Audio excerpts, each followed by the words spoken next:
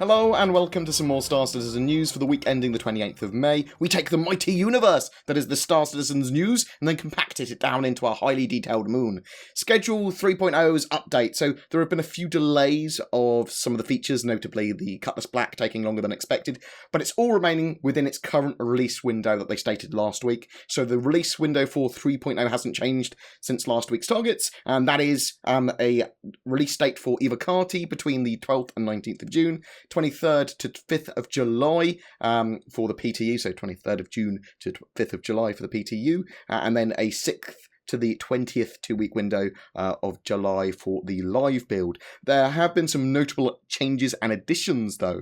Art for derelict ships is now complete, and they're working on audio for that now. They're making further improvements to the cargo pickup and carry system with better gameplay implications, such as interacting with cargo that is in a zero-G environment. The engineering side of ship conversion, item 2.0 stuff has been finishing up, and they are now moving on to the tech design aspects of that. The star map is now functional and in-game, for at least on their branch. They've decided to make some further changes to that feature, though, making the app look more visually pleasing and more intuitive for the player experience. Also, they've made further improvements to the mission broker and how it ties into the mission system to further aid player experience again and make missions flow better for the players. Concept artist Jeremiah Lee put up some concepts of his slaver armor that he had worked on originally a while ago, all of which look pretty kick-ass. And there's also a newsletter sneaky peeky of the new ammo crates coming in 3.0 as well. Frankfurt, Foundry 42. So, with AI, they've been working on human combat with the goal to improve all combat done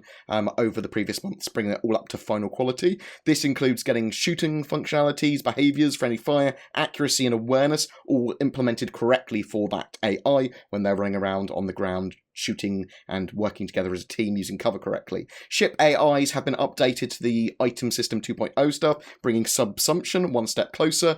Vehicle and ship seats can be controlled by a player, NPC or AI module. AI modules are currently being worked on to allow automated turrets and positions, as well as autopiloting, getting AI modules to run certain stations. It will allow for some functionality of ships to be given to these AI modules rather than NPCs or players, and it's important for that larger ship experience and having some turrets in game. The air traffic control system has been making more progress as well. All doors have been moved over to the version 2, so they've become more modular, easy to use for the devs, and they can connect to areas of varying pressure, and they're ready, those doors, now for hacking and breaching gameplay to come in the future. Airlocks have also started a rework too for the room and atmosphere system. The best bit of the studio update, in my opinion, was the dynamic advertising they showed.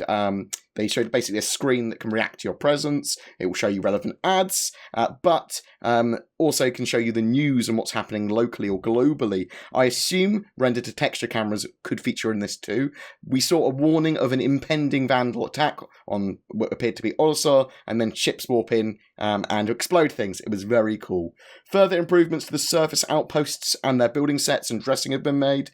They've given dark sides of planets or moons in this situation a light atmospheric glow for gameplay reasons, allowing you basically to see in the dark where you would rather normally be in like pretty much pitch black. They thought, well, let's have some of this detail showing. The engine team have implemented their new I/O scheduler, improving streaming textures, meshes, sounds, and more. This is eventually going to allow the job manager to utilise more CPU cores, and they've also improved some optimization for SSD drives as well, allowing basically all of this together, allows for complex scenes to be rendered faster, and that's kind of what they're going for in Star Citizen with these optimizations. The incremental or delta patcher has moved into an internal phase of QA testing. This is so important to Star Citizen development, and it's going to allow us to download much smaller updates and hopefully more regular updates that will be able to be hotfixes and things. They are ironing out memory leaks as well from the server for much better uptime and stability for those servers. They made several improvements to the atmosphere and sky with more detail at night with scattered moonlighting and some other features and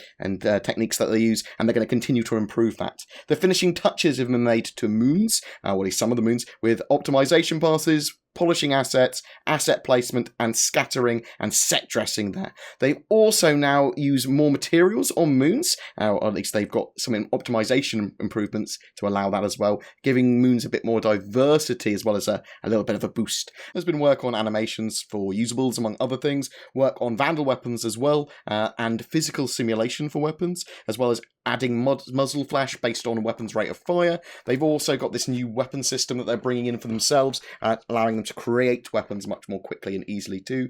They've got some animated decals now that will allow them to follow the contours of an object rather than treating them like a flat plane. They've been working on various weapon skins as well, so we should see lots of weapon skins eventually, as well as the distortion and ballistic scatterguns for ships. For Squadron 42 as well, they've worked on body simulations, VFX work, scene setups, brought all the animations into the game into their current state. They've also got their own mocap suite now set up for creating extra animations, cool hand-to-hand combat scenes, and cool just general added animations into the game that they'll easily be able to do with that. And that's kind of it for this week's news. Every month we give away a ship. For May, it's an Avenger Titan. All you need to do is be subscribed to my YouTube channel and comment on any of my Star Citizen content during the month. Do you have any questions for me or about the news or about Star Citizen in general? A special thank you to my Patreons who allow me to create the amount of content I do. Thank you so much. Your support has meant the world to me. Woo! If you're interested in becoming one of my Patreons, or if you want to talk about anything else that we've talked about, links are below for everything. Please don't forget to like and subscribe, and I will see you in the verse.